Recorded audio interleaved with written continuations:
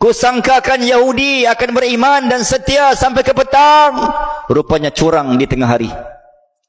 Kusangkakan madu yang aku beri, engkau juga akan balas dengan madu.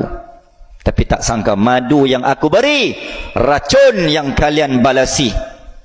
Antara kerajaan daulah yang paling baik, yang paling santun, yang paling sayang, yang paling bagi peluang, yang paling layan, Yahudi siapa tuan-tuan? Kerajaan Daulah Uthmaniyah. Apa buktinya? Ensiklopedia Yahudi menegaskan ada dua orang Yahudi yang paling rapat dengan Sultan Abdul Hamid II, BFF kategori Yahudi, Arminius dan Fembri, yang menjadi perteman rapat antara Yahudi yang terawal yang tumpang duduk dalam tanah Palestin, tumpang duduk dalam tanah Turki, Istanbul, Sallallahu Alaihi Muhammad, sekitar Istana Yildiz, istana yang tempat bersemayamnya Sultan Uthmaniyah. Melalui persahabatan ini, nukilan yang ditulis sendiri oleh tuan-tuan, oleh Yahudi, Arminius dan Fembri. Dia kata apa? Melalui persahabatan ini, saya dan baginda Sultan semenjak beberapa tahun mendapat peluang untuk mengenali peribadi susuk tubuh yang kami tak sangka. Rupanya berita dan cerita, kisah dan sejarah yang kami disogok dan dimomokkan tentang batang tubuh Sultan Uthmaniyah ini tidak seperti yang kami sangka, tidak seperti yang kami gambarkan. Rupanya Sallallahu Alaihi Muhammad, rupa indah dari, bukan indah kabar dari rupa, rupa indah dari kabar. Terbalik. Rupanya bila jumpa tu Daulah Uthmaniyah, Sultan-Sultan, ya Allah, selama ni kami dimaklumkan Sultan-Sultan Uthmaniyah ni kejam, zalim, makan rasuah, pentingkan diri sendiri. Sallallahu Alaihi Muhammad layan gundik walaupun mungkin ada. Kami diberikan dan digambarkan. Tapi bila kami tengok susuk tubuh dengan senyuman Sultan Abdul Hamid, Sultan Abdul Aziz, Sultan Abdul Majid, ayahanda kepada Sultan Abdul Hamid II, Yahudi pertama yang berhijrah ke Uthmaniyah pada 1812, diberikan peluang dan jalan. Bukan sekat diberikan peluang tuan-tuan, yang pertama diberikan tempat perlindungan, perumahan. Dan yang ketiga, istimewanya Daulah Uthmaniyah ni tuan-tuan, dia bagi layanan istimewa sama dengan pekerja perkhidmatan awam yang bekerja di Daulah Devlet Uthmaniyah tuan-tuan. Gaji, kenaikan pangkat sama macam Yahudi, tak ada diskriminasi. Kalau kalian dah time pace 6 tahun, layak KPI, prestasi dan reputasi boleh, maka Uthmani pun boleh naik pangkat, Yahudi pun boleh naik pangkat. Gaji sama selagi mana kalian tidak membelakangi perlembagaan negara Sallallahu Alaihi Muhammad. Kalian layak mendapat peluang, tawaran, gaji, pendapatan lumayan, perumahan, layanan.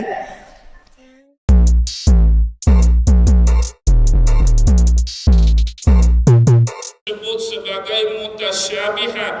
Ada ayat-ayat yang bersifat qauliyah, ada ayat-ayat yang bersifat kauniyah, ada ayat-ayat yang bersifat konteks, ada ayat-ayat yang bersifat kontekstual.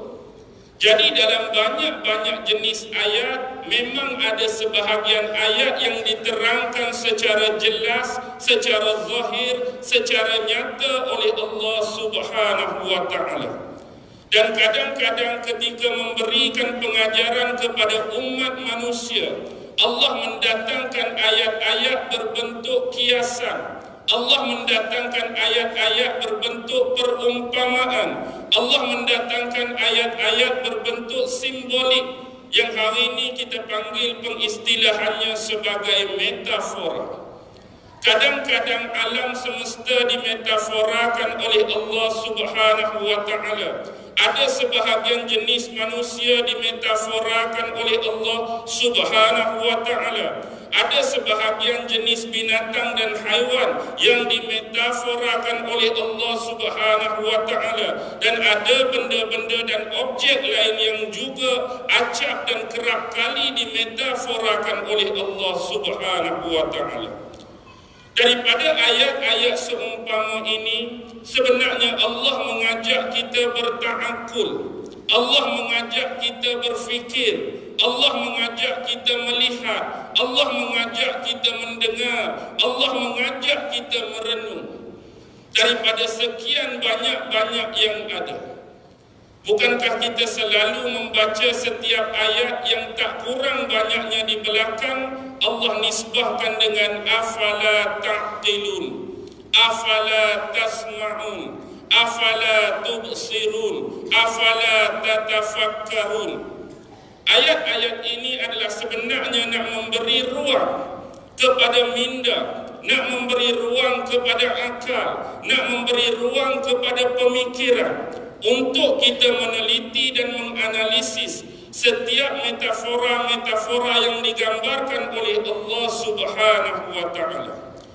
Dan pada malam ini saya akan bincangkan bersama tuan-tuan dan puan-puan satu bentuk metafora yang bukan didatangkan daripada Allah tapi daripada pengamatan kita sebagai manusia, dikhususkan berhubungan dengan tajuk dakwah kita.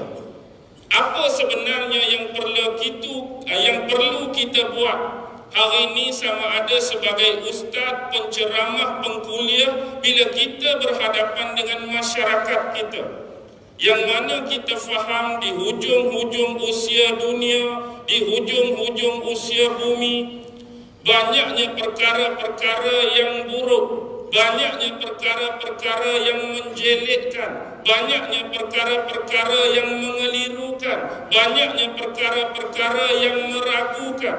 Fitnah datang bersimpang siur.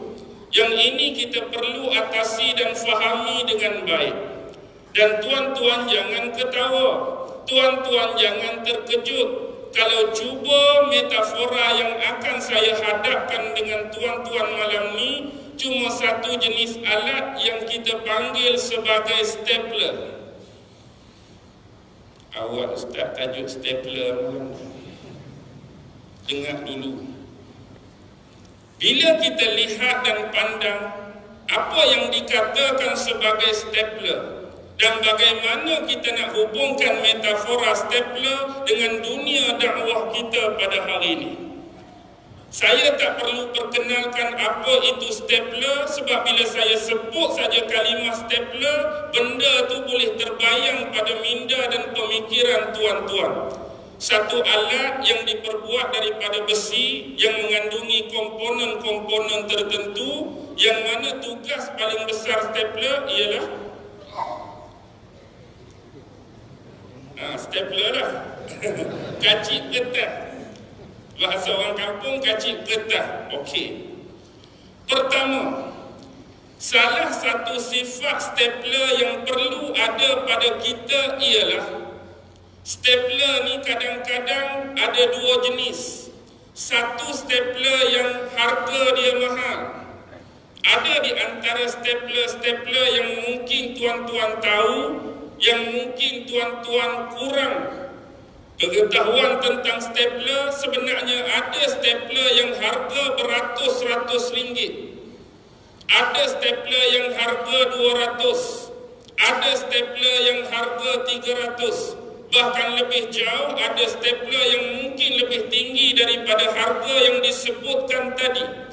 Tetapi kebiasaan stapler yang harganya 200-300 atau mungkin lebih, kebiasaannya tuan punya atau pemilik dia tak guna stapler ni untuk buat kerja harian.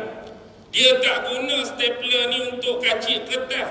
Dia tak guna stapler ni untuk lakukan tugas penstaplerannya itu. Boleh faham betul dia pun. Tapi dia duduk di mana? Dia duduk di sudut-sudut dan bucu di ruang-ruang tamu rumah pemiliknya. Mentang-mentanglah dia harga mahal, dia tak boleh digunakan. Dia duduk dalam cermin. Dia tiap-tiap minggu cermin dibuka, lap-lap habuk-habuk yang terlekat pada dia. Tapi tuan tak guna. Sebab apa? Harga dia mahal. Beratus-ratus ringgit, jadi dia duduk bersantai-santai, dia duduk rilek-rilek dalam cermin tersebut. Tetapi stapler yang sering kita gunakan untuk tugas harian, baik sebagai seorang guru di sekolah, baik sebagai seorang kaki tangan kerajaan, lebih-lebih lagi yang kita panggil pion ataupun kerani, ataupun kerja tukang-tukang fotostat, memang ini berbaloi untuk digunakan. Biasa harga yang selalu digunakan ni antara RM berapa ke RM berapa, tuan-tuan? RM2, RM5, bermutu sikit RM10. Baik, sekarang pertanyaan saya, tuan-tuan nak jadi stapler yang harga RM200-300 atau tuan-tuan nak jadi stapler yang harga RM2, RM5 dan RM10? Tuan-tuan nak jadi stapler mana? Kenapa mesti jadi stapler yang harga RM2? Kenapa mesti jadi pendakwah yang harga RM5? Kerana stapler berharga inilah dia memanfaatkan dirinya untuk keperluan orang lain. Stapler jenis inilah yang selalunya jasanya digunakan untuk keperluan orang lain. Jadi hari ini sebagai seorang pendakwah, hari ini sebagai seorang penceramah ataupun pengkuliah, kita kena letakkan diri kita ini sentiasa diperlukan oleh masyarakat. Kita kena jadikan diri kita ini boleh dimanfaatkan oleh masyarakat. Ilmu kita boleh digunakan dan disumbangkan kepada masyarakat. Bukannya kita duduk berdiam diri dalam rumah kita yang tertutup, dalam cermin kaca, mentang-mentang kita mahal, patut dihargai, patut diangkat tinggi-tinggi, lalu kita mengasingkan diri daripada masyarakat sekeliling dan lingkungan masyarakat manusia. Jangan jadi seperti stapler yang mahal tadi. Dia mengurungkan diri dia, tak mau turun menyertai masyarakat, tak mau turun bersama dengan masyarakat. Dia nak duduk senang-senang, dia nak duduk santai-santai, dia nak duduk bersahaja. Tunggu orang mari lap, tunggu orang mari cuci, tunggu orang mari kucuk dia. Tapi kita kena jadi stapler yang tahap murah pun tak apa, orang nak guna kita, orang nak pakai kita, tapi dengan syarat biar orang guna, jangan kita dipergunakan oleh orang lain. Kita jangan letak diri kita ni dipergunakan oleh orang, tapi kita ni boleh guna jasa dan sumbangan kita kepada manusia lain. Kenapa kita sebut tentang stapler yang boleh guna?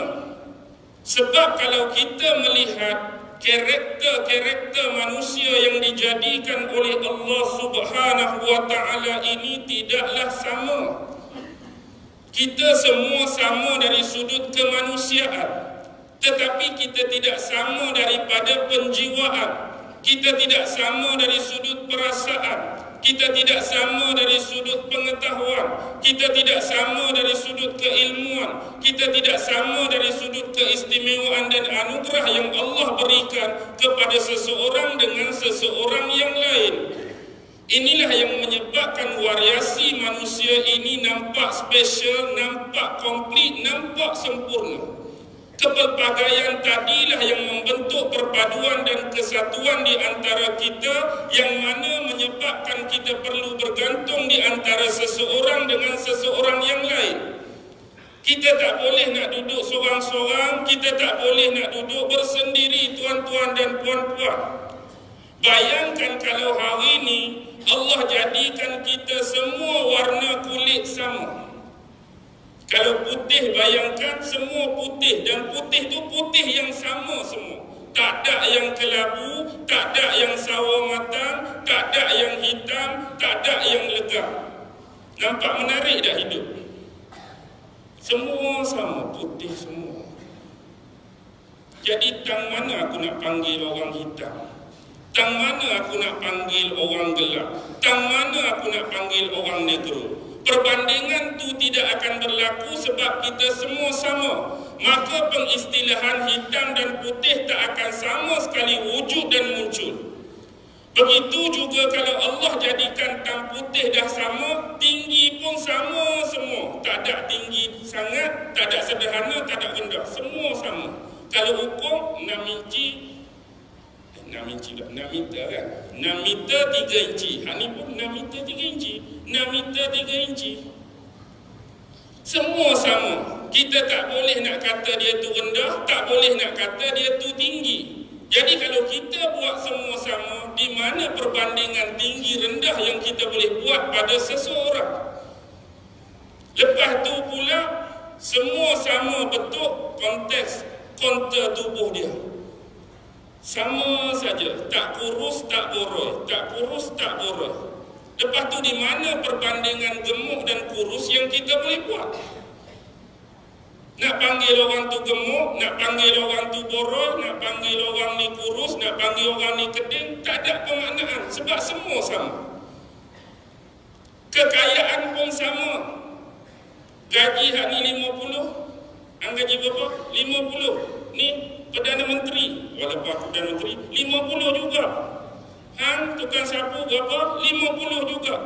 Jadi tak ada perbandingan nak kata dia tu paling kaya, nak buat perbandingan dia tu paling miskin. Jadi anda rasa seronok tak hidup dalam dunia yang macam ni? Ilmu pula sama. Agak-agak kalau ilmu sama, apa jadi? Tambah-tambah benda tu Allah letak pada orang di Seremban. Macam mana kuliah kali kedua saya di Seremban? On ke? Tak payah datang lah Ustaz, sebab level kami ni semua level penceramah. Kalau Ustaz mari pun memang kosong depan Ustaz. Sebab kami ni tahap penceramah, tahap pengkuliah, tahap Ustaz, tahap ulama, tahap dewa-dewa punya. Ustaz mari pun tak ada orang. Memang orang Seremban aku tu Ustaz. Agak-agak macam mana jadi? Jadi siapa yang nak mengajar, siapa yang nak belajar, siapa yang nak berkuliah, siapa yang nak dikuliahkan, siapa yang nak berceramah, siapa yang nak diceramahkan. Lebih-lebih lagi di sekolah pasti akan ditutup kerana ilmu level murid tu sama dengan level guru. Tak ada murid, tak ada guru. Kita tidak akan capai keseronokan dalam suasana begini. Tetapi Allah mempelbagaikan variasi. Daripada kepelbagaian inilah kita dapat melihat kelemahan-kelemahan, kekurangan-kekurangan, bahkan kelebihan dan keistimewaan yang Allah bagi. Yang inilah yang menyebabkan kita memerlukan antara satu dengan yang lain. Yang mana kita lemah dan kurang, kita memerlukan orang yang lebih atas kelemahan dan kekurangan kita. Yang mana orang lain lemah dan kurang memerlukan bantuan kehebatan kita. Jadi kalau kita betul-betul follow apa yang dikatakan sunnatullah ini, tanpa kita menjadikan diri kita ini takabur, menjadikan diri kita ini sombong, menjadikan diri kita ini ego dan sebagainya, maka sebenarnya apa yang dikatakan rahmat daripada Allah, berkat daripada Allah itu akan sampai pada kita. Tetapi hakikatnya yang berlaku hari ini, bila kita sebagai manusia dengan hakikat kemanusiaan sudah mula membeza-bezakan hal demikian, sebenarnya tidak ada perbezaan. Contoh paling mudah, analogi paling mudah. Bila saya sampai saja di hadapan masjid tadi, di mana-mana pun benda pertama yang saya lihat ialah slipper, sepatu, kasut-kasut yang tuan-tuan tinggalkan di tangga tu. Agak-agak saya nak tengok apa? Saya bukan nak tengok susunan tu. Setengah orang nak tengok, oh kalau sudah susun tu disiplin masjid ni. Saya bukan nak tengok susunan. Saya nak tengok saiz anda. Ni saiz berapa? 4. Kasut ni 5. Slipper ni 6. Sepatu ni 7. Sandal ni 8. Wah. Sebab perbezaan kita semua hanya pada saiz masing-masing.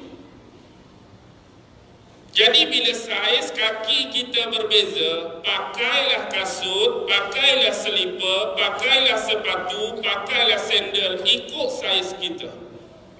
Jangan sesekali kita saiz kaki 6, pandai-pandai nak pakai kasut saiz 8. Apa akan jadi tuan-tuan? Saya kaki saiz 6, pakai kasut saiz 8. Apa masalah yang akan saya hadapi? Nak berjalan pun susah. Berjalan tercabut sebab terlampau longgar. Nak berlari apatah lagi confirm rebah, confirm terbalik, confirm terjatuh. Jadi dia menyusahkan kita. Bagaimana kalau sebaliknya kaki saya saiz 6, terai jubah, kasut saya 4? Dia akan jadi apa? Payah memang tak masuk, rodok-rodok tak masuk, paksa juga. Bila paksa, ujung jari anda akan sakit, ujung jari anda akan perit, ujung jari anda akan tersiksa. Walaupun anda buat muka maintain, tapi sebenarnya muka maintain, tapi bawah tu Tuhan saja yang tahu. Allah kasut ketatnya. Jadi jangan pakai kasut ikut saiz orang. Tuan-tuan pakailah kasut ikut saiz kaki tuan-tuan. Dia akan menyelesakan tuan-tuan. Tetapi perbezaan cuma pada saiz. Tapi bila kita semua berkumpul di sini, yang kita nak berdiri, yang kita nak rukuk, yang kita nak sujud, yang kita nak bertasyahud, yang kita nak bagi salam, yang kita nak berwirid dan berdoa sama-sama, tidak ada perbezaan tuan-tuan. Penilaian saf demi saf dalam setiap masjid bukan labelan pada saiz kasut yang berada pada hujung saf. Minta maaf, Masjid Besar Negeri Seremban, saf pertama memang untuk kaki saiz 8, Ustaz. Ustaz saiz berapa? Saiz 6, lorong 13, saf 13, Ustaz saiz 6. Begitukah penilaian? Tidak. Anda duduk di saf ni, kaki saiz berapa pun anda berhak dan layak. Tidak ada kompromi, tidak ada pilih kasih di sisi Allah untuk anda layak dan berhak di saf pertama, bukan penilaian dia saiz kaki. Bahkan lebih jauh, bukan dikira mengikut grade. Di Masjid Negeri Seremban, grade gaji 52 baru saf pertama, Ustaz. Ustaz grade gaji berapa? DG 41. Saf belakang 41 ke kita, RM50 ke gaji kita. Datang awal, sinilah tempat dia.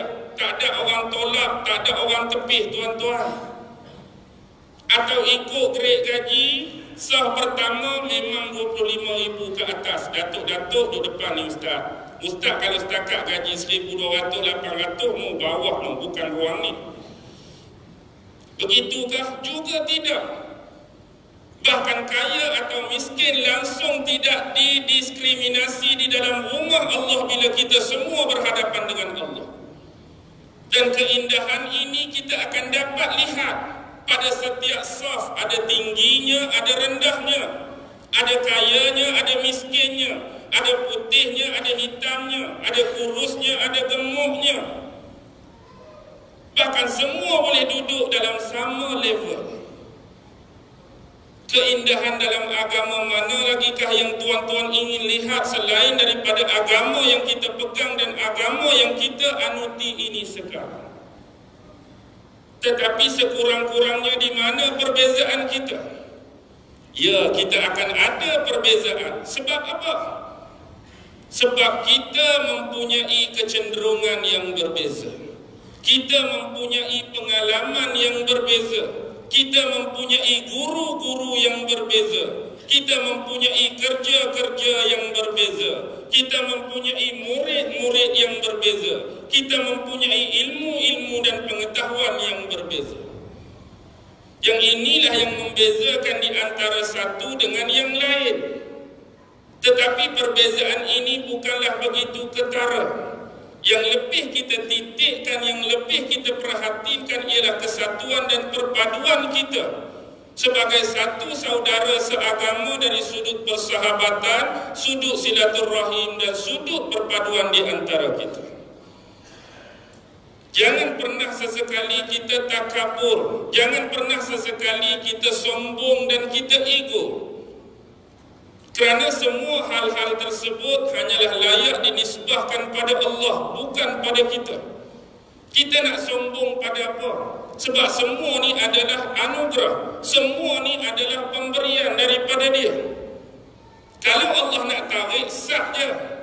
Kita duk berasa kita paling alim. Kita duk berasa kita paling berilmu. Kalau Allah nak tarik, sah. Lepas ni nak pergi ambil wuduk, kaki tergelincir, kepala jatuh di sudut tangga, lepas tu Ha, ketawa seorang-seorang. Minggu depan Dr. Chok disahkan. Faham tu tak? Lepas tu mana hak kita duk agung tadi? Hak baru minggu lepas kita duk dakwa dan klaim depan orang aku paling hebat, aku paling berilmu, aku paling segala-gala tadi. Minggu seterusnya kita duk mana dah? Kalau Allah nak sah saja dia boleh tarik akibat kesombongan, kedurhakaan dan keingkaran kita. Jadi hari ini jadikanlah diri kita stapler-stapler yang dapat diguna dan dimanfaatkan oleh orang lain. Itu yang pertama, ingat stapler-stapler yang ada di Seremban. Yang kedua, sifat stapler ni dia dibuat daripada apa? Besi. Stapler sendiri itu sifat dia besi, sifat dia keras. Dia bukan buat daripada plastik, dia bukan buat daripada kertas. Kalau stapler ni setakat jatuh, bang, ambil boleh guna lagi. Jatuh kali kedua, bang, ambil boleh guna lagi. Jatuh kali ketiga, bang, ambil boleh guna lagi. Dia tahan lasak. Jadi sifat seorang stapler ni dia mesti berjiwa besi, berjiwa kukuh, berjiwa mantap, bersemangat besi, bersemangat wajah, bukan jenis mudah futur, mudah patah semangat, mudah merajuk dalam dunia dakwah. Kena ambil semangat besi stapler tu. Jangan duk buat jadikan diri anda stapler plastik, jangan jadikan diri anda stapler kertas. Sebab ada orang yang jenis hati tisu ni payah.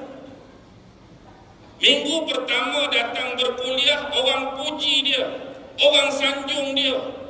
Wow, kali pertama ustaz berkuliah, amat-amat membanggakan. Orang tu puji bagus, orang tu puji best, naik jiwa dan perasaan dia. Mari minggu kedua, dia ada masalah kesihatan. Penyampaian pun berterabur, ayat-ayat dan hadis pun tak tersusun. Yang dia terima sebaliknya daripada minggu hak sebelum ni.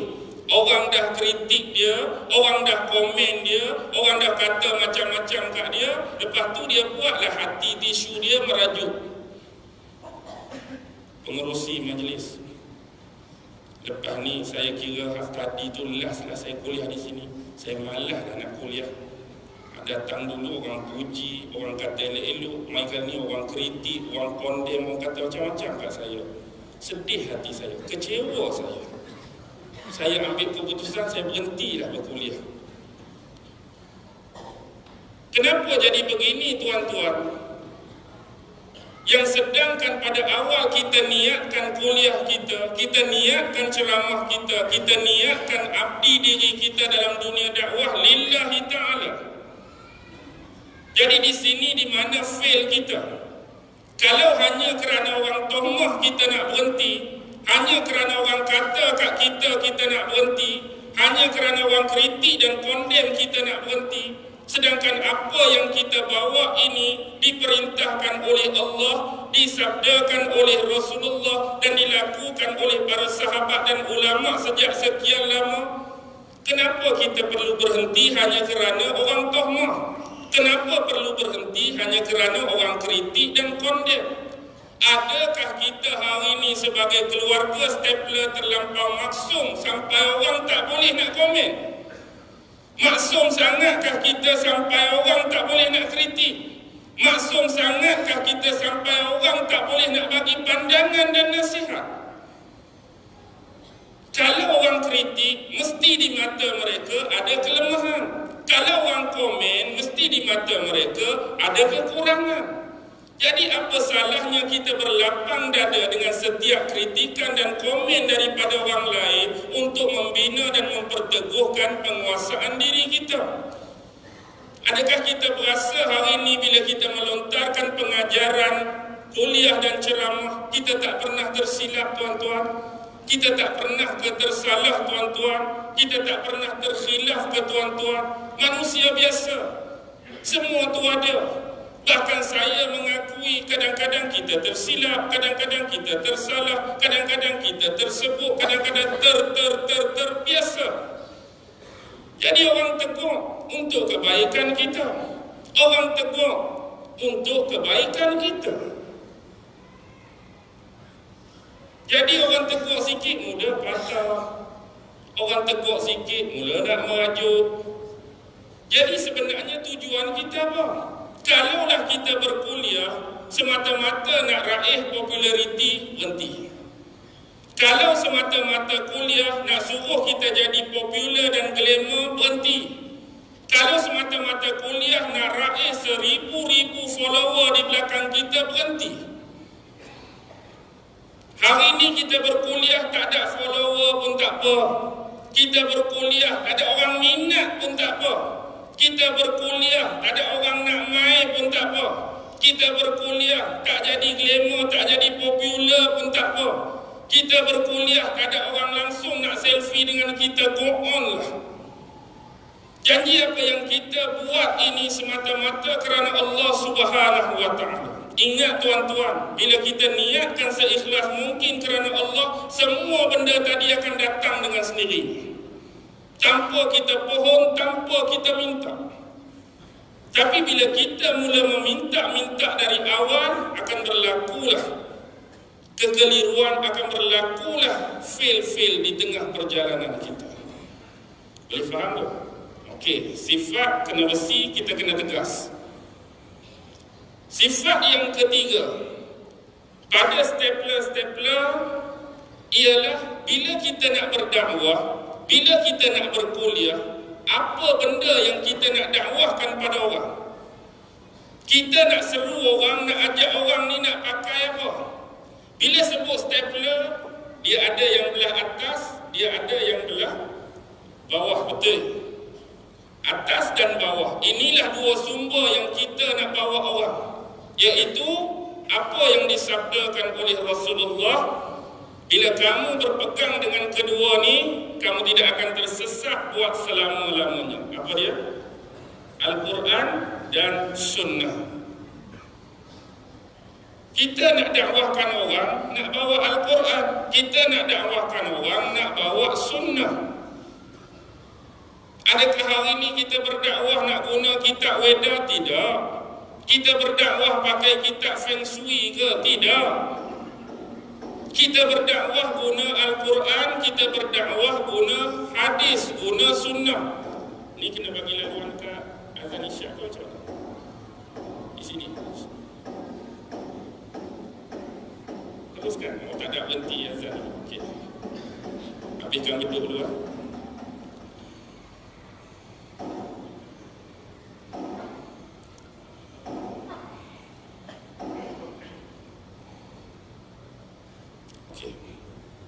Baik.